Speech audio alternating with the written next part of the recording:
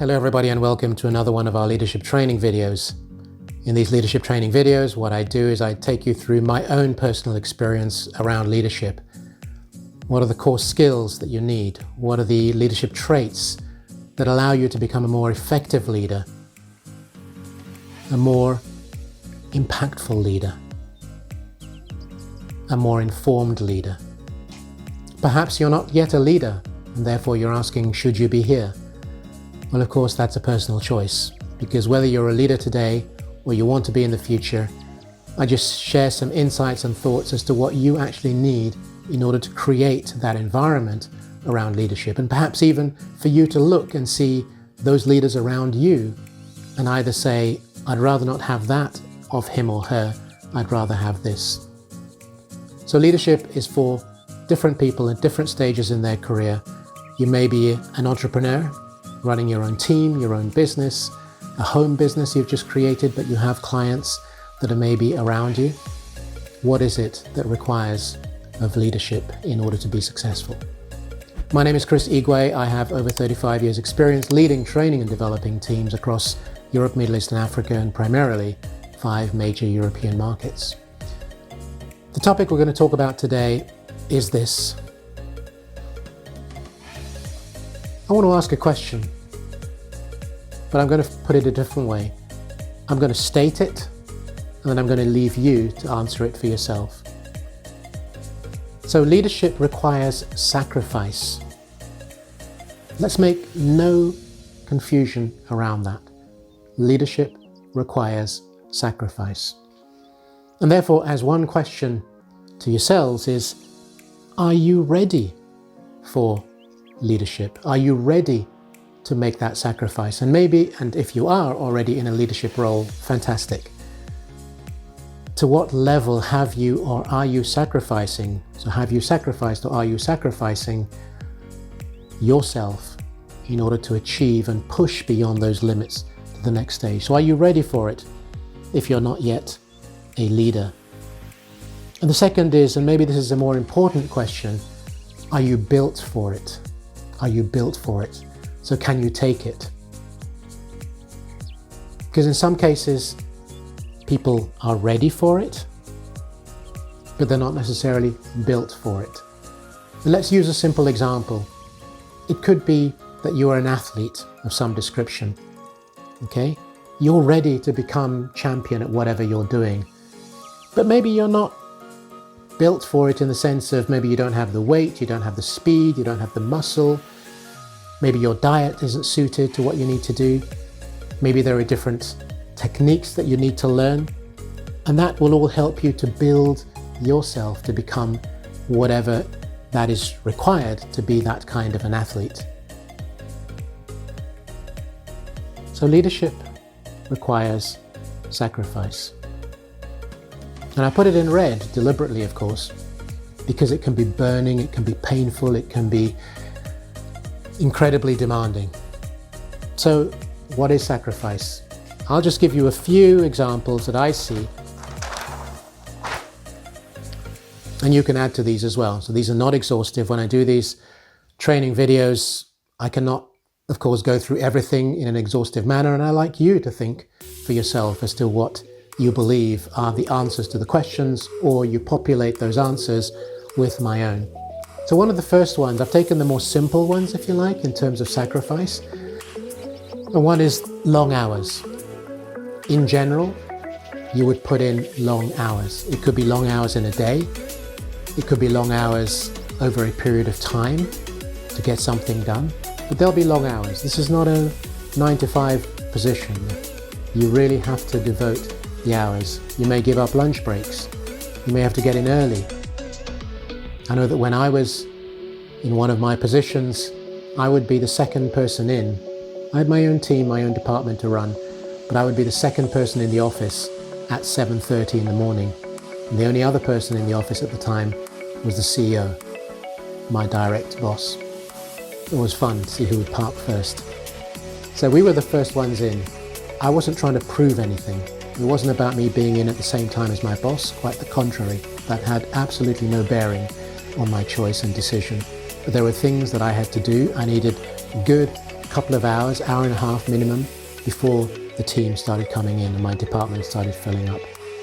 The second is travel. Again, I've had a role that has required me to travel 3 to 4 times a week for the best part of 30 odd years. So I'm very familiar with that process. And when you're traveling, the additional sacrifice is you've got a team to run, you've got a department to run.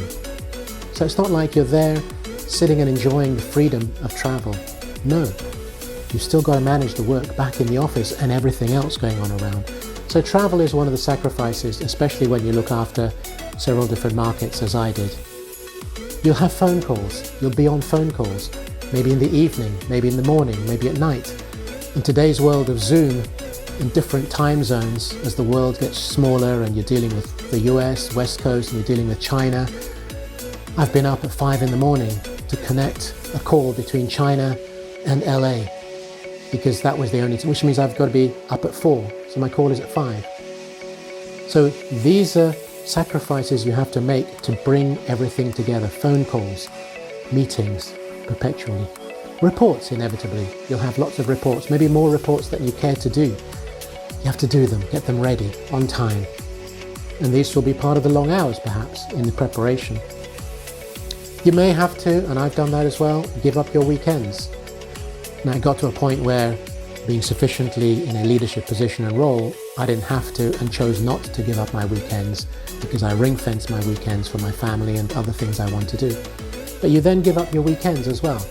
And I've had that, especially working for US companies, where for them, 7 days is a week, and they use the 7 days. So the executive team would come over to Europe, and we'd end up having strategy meetings on Saturday and Sunday.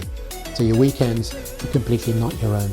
So those are some of the sacrifices that you would consider, and I'm sure you can think of others. But what about perhaps the most important one in terms of sacrifice? And this is where a balance is needed, because this is very dangerous ground. Families can fall apart, divorces happen, children don't talk to their parents anymore, mum or dad, depending on who the leader is. Even more challenging if both have senior positions and roles. It's around the family events. And inevitably there are sacrifices, but they could be devastating as well. So I do warn you, this is an area, don't mess with it, but be very careful. So what might those look like? Well, all these have happened to me, so I'm not telling you anything that I've not experienced in the hard way, but I'll tell you how I dealt with it. Birthdays. You're in another part of the world, or you've got to travel, or there's an important meeting with a client, the company, and you miss birthdays. And don't sit there and tell me, well, if they're 1, 2, 3, 4, 5, they don't. They remember. Kids have memories. They know when you weren't there and how that impacted them. So away from birthdays, that's a sacrifice that you may choose to make, you may have to make. School events, parents-teachers meetings, when you go with your spouse, or maybe you're the one who looks after the schooling and you need to be there. Or maybe there are issues that take place. Your child is being challenged, or something happened, or whatever. Or even plays, it could be plays, it could be sports, school events that you don't turn up for. Vacations that you plan and then you've had to cancel because of a business meeting or something important came up. Or you've been on vacation and you've had to cut the vacation short to travel on business. That's happened to me. We were 2 days into our vacation, 2-week vacation, really important meeting came in. I had to fly to San Francisco, and that was that. Graduation ceremonies where your children are older and you're not able to attend, again, for similar reasons here. So what I'm saying to you is family events are very, very precious, as I hope you know and you do. But at the same time, it's just like anything else. They're another day in your calendar. Are you able to avoid some mishap or trip up or whatever with regard to your family situation? So here's how I handled it, because I said I'd tell you, and I'd encourage you to do this as well. In order for your family not to suffer and for the relationships not to suffer, talk to your children, talk to your spouse, talk to your parents. Explain the situation to them. Because honestly, if you explain it to them, they'll do their best to understand it. Now, inevitably, try and avoid doing it too regularly. There are times you've got to push back on the company, and I have. Wasn't here, but on a previous one, a weekend work, where I was asked, the senior executive came in from the US, and we were doing a training program, a strategic plan for the next 5 years. It was a really, really big deal. But I told my European CEO that on the Saturday I would be there, but on the Sunday I wouldn't, because it was my daughter's 5th birthday, actually. Now, he thought I was totally crazy and it was just unacceptable to do that. We chatted about it. I stayed a couple of hours, then I left. I didn't get fired. But the point is, talk to those involved. Now, it may well be they don't understand, they're not going to accept. That's a whole different thing, so I can't help you on that one, but I made sure that for each of these, I informed and involved my children and my wife. Now, the other area of sacrifice is with the people you lead. And I put this in here because it's often forgotten. But you need to remember that because there's so much emotion that goes into sacrifice, so much of you have to look at the people you lead and how much they are taking from you, because they are pumping you for your energy. You may want to go home, you may want to go away on vacation, but you've got performance issues in your team. You may have people who are failures. They are failing. They're not performing the way they want to or you want them to. They may have personal issues themselves. They have their own families. I know of individuals who I've sought in my own way to help in whatever way I can through the support of the company, through their own personal issues. And it may simply be hiring and firing. Hiring in the sense that you need to hire strategically key and important people at a particular time.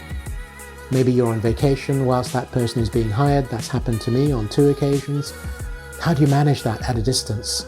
And this is long before Zoom. Okay, there was Skype, but that was about it. But it was on the phone. You would phone and have to talk to these people. You'd have to work with HR to make sure that the process is happening, but equally firing people, which I've had to do as well. How do you make sure? Because there's a process. In certain countries, you've got to be very clear. It's not just, thank you very much, you're out. There's a process that needs to be put in place. Key dates. Those key dates have to be met, otherwise the company is exposed, and you have to be very careful. So whether it's hiring or firing, this takes so much time and energy. So the people aspect of your leadership is very, very challenging, and you make sacrifices around that. But you know what, at the end of the day, and I hope if you've listened up until now, you'll realize that leadership is about sacrifice. But at the same time, which I put here, it's kind of maybe the negative piece, still the fire, the bit that you don't want to do too much about, but it's the rewards that you should be looking out for. That is where your focus and your mind has to be. What are the rewards that I'm getting out of my leadership journey and being able to be a better leader, a more informed leader, a more caring leader, helping people to grow? Because those rewards, they are these ones. It's a sense of achievement for you, but also achievement for those that you are leading, who've become more successful themselves. You look at it and you say, well, I've been able to inspire others. I've inspired people in my team. It was worth the pain, absolutely worth the pain. Look at them now. They've moved on to other companies. I have had that. People have gone from pretty much nothing to being successful in their own right as they've left the business. To inspire others to find their own success has got to be an amazing component. And then the final one is helping others. You've been able to look, whether it's their personal situation in the business, maybe they weren't quite suited where they are here and you found them another opportunity somewhere else, or you just nurtured and supported them. So despite the fact that your sacrifice was spending time with them, a bit like the teacher after school, where you're helping with the homework, helping them understand, that is very much what this is all about. So rewards are far greater and outweigh completely the sacrifices that you will make. So I hope that this has left you with some thoughts and ideas. Sacrifice, it's a necessary journey. It's a necessary part of being a leader. But the most important part is the fact that you can turn that sacrifice later on down the track into the rewards, not only for yourself, but for other people as well. And that has to be the icing on the cake. So I hope this has resonated, left you with some thoughts and ideas. Please feel free to like, share, comment, and of course subscribe to the channel so you know when other videos are becoming available. And you can look back and see some of the others as well in terms of these areas on leadership traits, skills and qualities. So I just want to leave you with that, and I guess I'll see you, I hope, when another video becomes available. So until then, thank you.